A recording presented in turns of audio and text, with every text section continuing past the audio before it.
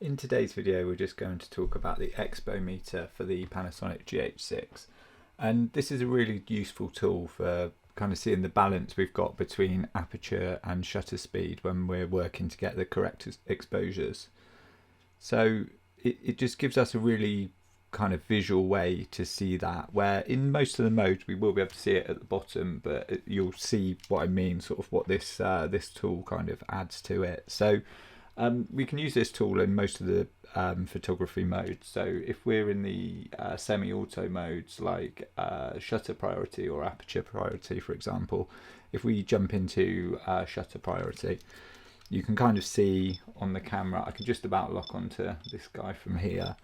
And you can see on the back of the camera we've got our f-stop that's being used and our shutter speed there, so we can kind of roll up and down the shutter speed, and you can see that f-stop is changing as to what we're doing, and that's absolutely fine. You know, it's giving us everything we need there. It's got we've got our exposure here as well, so we can kind of see, we can keep kind of running up and down, and if the exposure's off it will tell us there. And also we've got the ISOs being changed as well as to what we're doing, so as we're going, all the other controls are sort of changing as we're working. So everything really is there that we need. But what can be useful, if we jump into the camera, so if we just go to menu and we're in the cog, the cog, so, and the first camera icon, so that's monitor display photo, and in here you can find the expo meter or exposure meter. And if you just click on that, there's just one option just to turn it on. When you come back to the camera, you'll kind of notice that nothing actually has really happened yet. But what we can do when we change the shutter, so because we're in a semi-auto mode, we can do it with either. We can do it with the top dial or the back dial, or the way I've got it set, we can anyway. And then you can see whilst we're doing that now we've got this sort of overlay that tells us what's going on. So if we go, you can see at the top we've got our shutter speed, and at the bottom we've got our aperture there. So as we're going along, you can see that it's changing as we go, and you can also see once we kind of get up into some of these levels, it's actually telling us that the exposure's slightly off when we're out there. So the grey parts are the parts where we can have exposure, and you'll find most of the time in the semi-auto modes generally ISO is set to auto. So what the camera will do is it will just crank the ISO right up to match whatever shutter speed or whatever aperture you want to shoot with. Personally, I don't really think this is a very good way to shoot, because you can just get all kind of noise and grain in your photos, because the camera will push it up to really high ISO. So what I would recommend really is switching that into a fixed number. So, you know, it doesn't have to be the lowest one. You can jump up to something you're happy with. But what I would generally do is, the first thing, switch on the ISO increments, which I'll link to a video above on how to do that.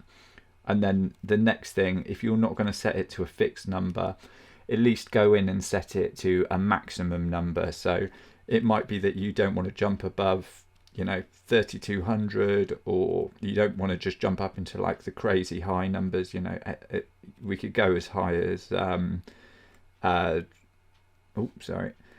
we've got 25,600 at the top. So, you know, we can go to some crazy ISO range on this. It's like all the way from 100. So I try to usually cap things at around maybe 1250 if I can. You know, the image can be really usable above that, but I try to kind of stay in the lower range on this if I can. So, you know, if you do cap it to 100, which you'll find, like now we've kind of capped that down. As we go along the range, you can see we've got a lot more that sort of falls outside of that, because the ISO's not being changed anymore. We've got lots and lots of overexposure and underexposure points in there, so we've got to kind of work within what's here within the middle. And it's just one of those things where, you know, you can see the you can see the aperture there. Sorry, you can see the what we've got there. So we've got our shutter speed there, and we've got our aperture there. So you can see these things, and you can see the exposure readout just there. But I find it really useful to have like this visual kind of readout. Like I say, it may not be as useful. Say if you're in a semi-auto mode and you're using your ISO in auto, it might not come in as handy, but one thing it can be really useful for, if you start to explore the manual modes on the camera, you know, you jump in, and then what you'll find is, sorry, I've got constant preview on in this.